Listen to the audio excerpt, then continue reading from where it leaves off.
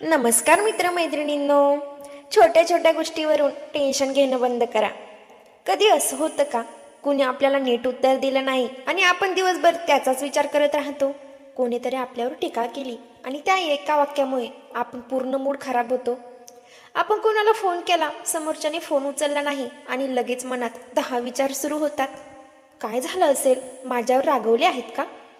मी काही चुकीचं बोलले का? कधी घरातली एखादी छोटी गोष्ट आपल्या अपेक्षेप्रमाणे झाली नाही, कधी ट्रॅफिकमध्ये उशीर झाला, कधी एखाद्याने आपल्याला ओव्हरटेक केलं, कधी सोशल मीडियावर कोणीतरी आपल्यापेक्षा पुढे जाताना दिसलं. आणि या सगळ्या छोट्या छोट्या गोष्टी आपल्या मनात इतकी मोठी जागा घेतात की आपल्याकडे आनंदासाठी जागाच उरत नाही. आणि इथेच लेखक त्यांच्या जगप्रसिद्ध अशा पुस्तकात एक अतिशय साधा पण आयुष्य बदलून टाकणारे विचार सांगत आहेत. छोट्या गोष्टींना मोठं होऊ देऊ नका. कारण प्रश्न हा नसतो की आपल्या आयुष्यात समस्या आहेत का, प्रश्न हा असतो आपण प्रत्येक छोट्या समस्येला आपल्या मनाची शांतता देणार आहोत का. आजच्या या व्हिडिओमध्ये आपण या पुस्तकातील असे काही विचार समजून घेणार आहोत ना, जे आपल्या घरात, नात्यामध्ये, कामात आणि सर्वात महत्त्वाचं म्हणजे आपल्या स्वतःच्या मनात रोज उपयोगी पडू शकतात. अशा मी तुम्हाला 20 धडे सांगणार आहे. पहिला धडा: प्रत्येक गोष्ट इमर्जन्सी नसते. आपल्या आयुष्यात एक विचित्र सवय निर्माण झाली आहे, प्रत्येक गोष्ट लगेच सोडवायची. फोन आला लगेच उचलायचा, मेसेज आला लगेच उत्तर द्यायचं, कोणी आपल्याबद्दल काही बोललं लगेच प्रतिक्रिया द्यायची, कोणी आपल्याला चुकीचं समजलं लगेच स्वतःला सिद्ध करायचं. घरात काही बिघडलं ताबडतोब टेन्शन, कामात थोडा उशीर झाला टेन्शन, एखादी योजना बदलली टेन्शन. पण पुस्तक आपल्याला एक महत्त्वाचा प्रश्न विचारायला शिकवतं. हे खरंच इतकं महत्त्वाचं आहे का? स्वतःला प्रश्न विचारा, 1 वर्षानंतर ही गोष्ट मला आठवेल का? कदाचित नाही आठवणार. मग आज त्यासाठी आपली पूर्ण मानसिक ऊर्जा खर्च का बरं करायची आपण? समजा कोणीतरी तुमच्या गाडीसमोर गाडी घातली, तुम्ही चिडलात, हॉर्न वाजवला, राग आला, पुढची 10 मिनिटं त्याचाच विचार केला. पण त्या व्यक्तीला कदाचित तुमच्याबद्दल काहीच माहिती नाही. तुमचा राग तुम्हीच वाहून नेत आहात. म्हणून पुढच्या वेळी एखादी छोटी गोष्ट त्रास देईल तेव्हा थांबा, एक दीर्घ श्वास घ्या आणि स्वतःला विचारा, ही गोष्ट माझ्या मनशांतीपेक्षा मोठी आहे का? आता दुसरा धडा सांगणार आहे. परफेक्ट आयुष्याच्या मागे धावू नका. आपल्याला प्रत्येक गोष्ट परफेक्टच हवी असते. परफेक्ट घर, perfect relationship, perfect career, perfect body, perfect family, perfect life. पण सत्य काय आहे माहीत आहे? परफेक्ट लाईफ अस्तित्वातच नाही. कधी घर अस्ताव्यस्त असेल, कधी काम राहून जाईल, कधी आपल्याकडून चूक होईल, कधी समोरचा आपल्याला समजून घेणार नाही, कधी आपली योजना फसणार. आणि आपण जर प्रत्येक अपूर्ण गोष्टीशी लढत बसलो तर आपण आयुष्य जगणार कधी? पुस्तकातील एक महत्त्वाचा विचार म्हणजे इम्परफेक्शन स्वीकारणे. अधिक शांत जीवनासाठी प्रत्येक गोष्ट आपल्या अपेक्षेप्रमाणेच झाली पाहिजे हा आग्रह सोडणे आवश्यक आहे. एक छोटंसं उदाहरण सांगते. घरात पाहुणे येणार आहेत, आपण घर साफ करत आहोत, एक वस्तू जागेवर नाही, आपण चिडतो, मग दुसरी वस्तू दिसते, तिसरी दिसते आणि पाहुणे येण्याआधीच आपला मूड खराब होतो. पण पाहुण्यांना तुमच्या घरातील प्रत्येक वस्तू परफेक्ट आहे की नाही याकडे काहीही घेणं देणं नाही. तुमच्या चेहऱ्यावरचं हसू जास्त महत्त्वाचं असतं. म्हणून अपूर्ण घर चालेल, अपूर्ण दिवस चालेल, अपूर्ण आपणही चालतो, फक्त मन सतत अस्वस्थ ठेवू नका. आता तिसरा धडा: मला बरोबरच सिद्ध व्हायचं आहे ही सवय सोडा. नात्यामध्ये सर्वात जास्त भांडण कशावर होतं? मी बरोबर आहे. पती म्हणतो मी बरोबर, पत्नी म्हणते मी बरोबर, आई म्हणते माझं म्हणणं बरोबर, मुलं म्हणतात तुम्ही आम्हाला समजून घेत नाही, मित्र म्हणतो माझी बाजू योग्य. आणि मग छोटासा विषय मोठ्या वादात बदलतो. पण प्रत्येक वेळी बरोबर कोण आहे हे सिद्ध करणं आवश्यक असतं का?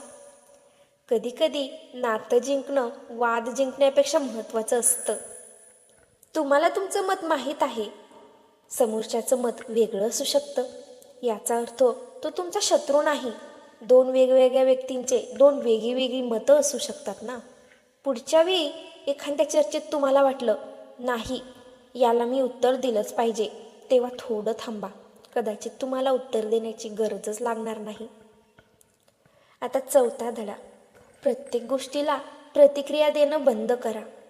आपण अनेकदा घटना आणि प्रतिक्रिया याच्यामध्ये असलेली छोटी जागा विसरतो. कोणी काही बोललं आपण लगेच प्रतिक्रिया देतो. कोणी टोमणा मारला आपण लगेच परत टोमणा मारतो. कोणी आवाज चढवला आपण आपला आवाजही आणखी चढवतो. आणि काही मिनिटात छोटं प्रकरण मोठ्या भांडणात बदलतं. पण शांत माणूस काय करतो माहीत आहे? तो त्या छोट्या जागेचा उपयोग करतो. घटना झाली तो थांबतो, विचार करतो, मग उत्तर देतो. ही छोटी सवय आयुष्य बदलू शकते बरं का. कारण तुमच्या हातात प्रत्येक घटना नसते, पण त्या घटनेला तुम्ही कसं उत्तर देता हे अनेकदा तुमच्या हातात असतं. आता 5वा धडा, दुसऱ्याच्या वागण्यातील निरागसता पहा. हा पुस्तकातील मला खूप सुंदर वाटणारा विचार आहे. आपल्याला एखादी व्यक्ती त्रास देते, ती सतत घाई करते, ती चिडचिड करते, ती चुकीच्या पद्धतीने बोलते. आपण लगेच ठरवतो हा माणूसच वाईट आहे. पण कदाचित तो स्वतःच्या आयुष्यात काहीतरी झगडत असेल, कदाचित तो थकलेला असेल, कदाचित त्याच्यावर खूप जबाबदाऱ्या असतील, कदाचित त्यालाही शांतता हवी असेल. याचा अर्थ चुकीच्या वागण्याला समर्थन द्यायचं नाही, पण प्रत्येक चुकीच्या वागण्याला आपल्या मनात वैयक्तिक शत्रुत्व बनवायचंही नाही. कधीकधी समोरच्या व्यक्तीला समजून घेण्याचा प्रयत्न केला की आपला स्वतःचा राग कमी होतो. आता 6वा धडा, संयम ही कमजोरी नाही. आपण पेशन्स म्हणजे काहीतरी निष्क्रिय गोष्ट समजतो, पण खरं तर संयम म्हणजे स्वतःवर नियंत्रण ठेवण्याची ताकद. तुम्ही रांगेत उभे आहात, तुमच्यापुढे खूप लोक आहेत. मन म्हणतं कधी नंबर येणार, पण तिथेच पेशन्स हा सराव होऊ शकतो. ट्रॅफिकमध्ये अडकला असाल, कोणी उशिरा येत आहे, एखादं काम तुमच्या अपेक्षेपेक्षा हळू होत आहे. ही सगळं ठिकाण मन शांत ठेवण्याचा सराव करण्याची संधी आहेत. आपण आयुष्यभर मला वेळ नाही असं म्हणतो, पण खरं तर अनेकदा समस्या वेळेची नसते. आपल्या मनाला प्रत्येक गोष्ट आपल्या वेळेनुसार हवी असते. आता 7वा धडा, वर्तमानात जगायला शिका. आपलं शरीर वर्तमानात असतं, पण मन कधी भूतकाळात, कधी भविष्यकाळात. त्याने असं का केलं, मी तेव्हा असं का बोलले, उद्या काय होईल, पुढच्या महिन्यात काय होईल, आणि वर्तमानात हळूहळू निष्ठून जातो. पुस्तक आपल्याला वर्तमान क्षणात परतण्याचा सराव सुचवतं. आज तुम्ही चहा पित असाल तर फक्त चहा प्या, त्याचा सुगंध जाणवा, त्याची ऊब जाणवा, खिडकी बाहेर बघा, त्या क्षणात राहा. कारण आयुष्य मोठ्या घटनांनीच बनत नाही, ते त्या छोट्या क्षणांनी बनतं. आता 7वा धडा सांगते, तुमचा इनबॉक्स कधीच पूर्ण होणार नाही. आजकाल तर हा विचार आणखी महत्त्वाचा झाला आहे. मेसेज, ईमेल, काम, phone, notification, social media, to do list. एक काम पूर्ण केलं की दुसरी तयारी, दुसरं केलं की तिसरं, आणि आपण स्वतःला सांगतो सगळं काम संपलं की मी शांत बसेन. पण खरंच सगळं काम कधी संपतं का? नाही संपत. उद्या पुन्हा नवीन काम असेल. म्हणून जीवनाचा आनंद सगळं काम पूर्ण झाल्यानंतर सुरू होईल या भ्रमात राहू नका. कामाच्या मध्येही जगायला शिका, कारण तुमची यादी कदाचित कधीच पूर्ण होणार नाही, पण तुमचा आजचा दिवस एकदाच मिळणार आहे. आता 9वा धडा, प्रत्येक गोष्ट मनावर घेऊ नका. कोणी तुमच्यावर टीका केली याचा अर्थ तुम्ही वाईट आहात असं नाही. कोणी तुम्हाला पसंत करत नाही याचा अर्थ तुमची किंमत कमी झाली असं नाही. कोणी तुमच्याशी सहमत नाही याचा अर्थ तुम्ही चुकीचे आहात असं नाही. आपण दुसऱ्याच्या मतांना आपल्या आत्ममूल्यांशी जोडतो, आणि मग समोरच्याचा मूड खराब झाला की आपला मूड खराब होतो. समोरच्याने कौतुक केलं तर आपण खुश, समोरच्याने दुर्लक्ष केलं तर आपण दुःखी. यातून बाहेर पडायचं असेल तर एक गोष्ट समजून घ्या, प्रत्येक व्यक्तीचा दृष्टिकोन तुमच्या सत्याचा अंतिम निर्णय नसतो. आता 10वा धडा, छोट्या गोष्टींना मोठी करण्याची सवय ओळखा. कधी कधी घटना छोटी असते, पण आपण तिच्यावर विचाराचे अनेक थर चढवतो.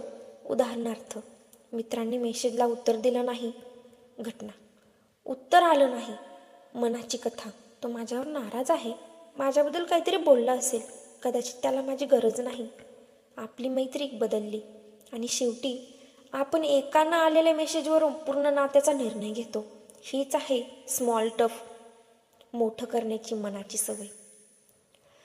म्हणून पुढच्या वेळी तुमचं मन कथा बनवायला सुरुवात करेल, स्वतःला सांगा, मला जे माहीत आहे तेवढं सत्य आहे, बाकी सगळं माझा अंदाज आहे. हा एक विचार खूप मोठा फरक करू शकतो बरं का. आता 11वा धडा. प्रत्येक युद्ध लढायची गरज नसते. काही लोक तुमच्यावर टीका करतील, काही लोक तुम्हाला चुकीचं बोलतील, काही लोक तुम्हाला समजून घेणार नाहीत. प्रश्न असा नाही की त्यांना कसं बदलायचं, प्रश्न असा आहे, यावर माझी ऊर्जा खर्च करणं खरंच आवश्यक आहे का. पुस्तकातील एक महत्त्वाचा संदेश म्हणजे तुमच्या लढाया शहाणपणाने निवडा. प्रत्येक वादात उतरणं म्हणजे ताकद नाही. कधी कधी शांत राहणं हीच ताकद असते. कधी कधी ठीक आहे हे 2 शब्द एका तासाचं भांडण वाचवतात. खरं आहे ना. आता 12वा धडा सांगते. दुसऱ्याला थोडं पुढे जाऊ द्या. कधी कधी आपल्याला श्रेय हवं असतं. आपण काम केलं तर लोकांनी सांगावं, हे याने केलं. आपण चांगलं काही केलं तर कौतुक हवं. पण प्रत्येक वेळी स्पॉटलाईट आपल्यावर असण्याची गरज आहे का. कधी दुसऱ्याला पुढे येऊ द्या, त्याचं कौतुक करा, त्याला श्रेय द्या. यामुळे तुमची किंमत कमी होत नाही. उलट ज्याला स्वतःची किंमत माहीत असते त्याला प्रत्येक वेळी ती सिद्ध करायची गरज नसते. आता 13वा धडा. मदत करा पण त्याची पावती मागू नका. आपण कोणाला मदत करतो आणि मग मनात अपेक्षा ठेवतो, मी त्याच्यासाठी एवढं केलं, त्याने माझ्यासाठी काय केलं, त्याने मला धन्यवादसुद्धा दिले नाहीत, आणि मग मदतही मनात ओझं बनते. जर तुम्ही मदत केली असेल आणि ती मनापासून केली असेल तर प्रत्येक वेळी त्याची पावती मागू नका. चांगुलपणा हा व्यवहार बनला की त्याची सुंदरता कमी होते. आता 14वा धडा. स्वतःच्या चुका स्वीकारा. आपण इतरांच्या चुका सहज पाहतो, पण स्वतःची चूक तिथे कारण तयार असतात. परिस्थिती कशी होती, त्याने आधी केलं, माझ्याकडे वेळ नव्हता. पण स्वतःला चूक मान्य करण्याची ताकद मनाला हलकं करते. हो, माझी चूक झाली एवढं म्हणणं कधी कधी खूप मोठं असतं. कारण चूक मान्य केली की आपण स्वतःला दोष देत बसत नाही. आपण शिकतो आणि पुढे जातो. आता 15वा धडा. आयुष्याला थोडं हलकं घ्या. आपण प्रत्येक गोष्टीला खूप सिरियस घेतो. लोक काय म्हणतील, लोक काय विचारतील, लोक आपल्याबद्दल काय बोलतील. पण विचार करा, 10 वर्षांनी आजची कितीतरी टेन्शन तुम्हाला आठवणारही नाहीत. मग आजच स्वतःला एवढा त्रास का द्यायचा. कधी स्वतःच्या चुकीवर हसा, कधी परिस्थितीवर हसा, कधी प्लॅन फसला तरी म्हणा, चला आयुष्याने आज वेगळा प्लॅन केला. हसण्याची क्षमता मनाला खूप हलकं करते. आता 16वा धडा. मला शांत राहायचं आहे हे ध्येय ठेवा. आपण ध्येय ठेवतो, जास्त पैसे कमवायचे, मोठं घर घ्यायचं, चांगली नोकरी मिळवायची, यशस्वी व्हायचं. हे सगळं ठीक आहे, पण एक ध्येय अजून ठेवा, मला शांत माणूस व्हायचा आहे. कारण पैसा मिळाल्यानंतरही मन अस्वस्थ असेल, यश मिळाल्यानंतरही प्रत्येक गोष्टीवर राग येत असेल तर, लोक ओळखत असतील पण स्वतःसोबत शांत बसता येत नसेल तर, मग आपण नेमकं काय मिळवलं. म्हणून यशाबरोबर शांतताही कमवा. आता 17वा धडा. तुमची मानसिक ऊर्जा ही तुमची संपत्ती आहे. पैसे खर्च झाले तर आपण लक्ष देतो, पण मानसिक ऊर्जा खर्च होते तेव्हा आपण लक्ष देत नाही. एका छोट्याशा वादावर 2 तास विचार, एका व्यक्तीच्या बोलण्यावर संपूर्ण दिवस खराब, एका चुकीच्या निर्णयावर आठवडाभर गिल्टी. हे सगळं काय आहे. मनाची ऊर्जा. म्हणून स्वतःला रोज विचारा, आज माझी ऊर्जा कुठे खर्च झाली. ज्या गोष्टी माझ्या नियंत्रणात नाहीत त्याच्यावर, की माझ्या आयुष्यात खरोखर महत्त्वाच्या असलेल्या गोष्टीवर. आता 18वा धडा. Will this matter. हा प्रश्न आयुष्य बदलेल तुमचा. आता या पुस्तकातील संपूर्ण विचार एका प्रश्नात आणायचा असेल तर हा प्रश्न लक्षात ठेवा. हे काही काळानंतर खरंच महत्त्वाचं राहणार आहे का. आज कोणीतरी तुमच्यावर टीका केली, विचारा 1 वर्षानंतर याचा काय फरक पडेल. आज छोटा वाद झाला, 5 वर्षांनी मला हे आठवेल का. आज एखादं काम बिघडलं, हे माझ्या संपूर्ण आयुष्याचा निर्णय आहे का. बहुतेक वेळा उत्तर असेल नाही. मग ते छोट्या गोष्टीला तुमच्या छोट्या आयुष्यावर राज्य करू देऊ नका. आता 19वा धडा. आयुष्य फक्त समस्या सोडवण्यासाठी नाही. आपण सतत काहीतरी सॉल्व करत असतो. हे काम, ती समस्या, तो फोन, ते बिल, ती जबाबदारी, तो वाद, आणि अचानक एक दिवस लक्षात येतं, मी आयुष्य जगलेच कधी. म्हणून छोट्या छोट्या आनंदाला जागा द्या. चहा, पाऊस, निसर्ग, कुटुंबासोबतचं बोलणं, मित्रांचा फोन, शांत सकाळ, आपल्या आवडत्या व्यक्तीचं हसू, हीच तर आयुष्याची खरी संपत्ती आहे. कारण मोठ्या आनंदाची वाट पाहता पाहता छोटा आनंद हातातून निसटू देऊ नका बरं का. आता 20वा झाला, शेवटचा आणि सर्वात मोठा विचार. आता कल्पना करा, तुमच्या आयुष्यात एक वही आहे. त्या वहीचं नाव आहे माझ्या आयुष्यातील खरंच महत्त्वाच्या गोष्टी. त्यात काय असेल? तुमच्या माणसाचं प्रेम, तुमचं आरोग्य, तुमचा वेळ, तुमची मनशांती, तुमची स्वप्न, तुमच्या आठवणी, तुमचा आजचा दिवस. आणि आता दुसरी यादी करा. कोण काय बोललं, कोणी रिप्लाय केला नाही, कोणी तुमच्यापेक्षा पुढे गेलं, कोणी ट्रॅफिकमध्ये गाडी कट मारली, कोणी तुमचं कौतुक केलं नाही, कोणीतरी तुमच्याशी असहमत होतं. या 2 यादीपैकी तुमच्या आयुष्याला खरंच महत्त्वाची कोणती? उत्तर स्पष्ट आहे. मग आपण इतकी मानसिक ऊर्जा चुकीच्या यादीवर का बरं खर्च करतो? विचार करा. या पुस्तकाचा खरा अर्थ फक्त एवढाच आहे की छोट्या गोष्टीकडे दुर्लक्ष करा. त्यापेक्षा खोल अर्थ असा आहे की तुमच्या आयुष्यात खरंच काय महत्त्वाचं आहे हे ओळखा आणि तुमची मानसिक ऊर्जा तिथे खर्च करा. प्रत्येक गोष्टीला उत्तर देऊ नका. प्रत्येक वाट जिंकण्यासाठी प्रयत्न करू नका. प्रत्येक चूक परफेक्ट करण्याचा हट्ट करू नका. प्रत्येक व्यक्तीला बदलण्याचा प्रयत्न करू नका. प्रत्येक छोट्या समस्येला इमर्जन्सी समजू नका. आणि सर्वात महत्त्वाचं, इतरांच्या वागण्याला तुमच्या मनशांतीची किंमत देऊ नका. कारण आयुष्य खूप मोठं वाटतं, पण खरं तर ते छोट्या छोट्या क्षणांचं बनलेलं असतं.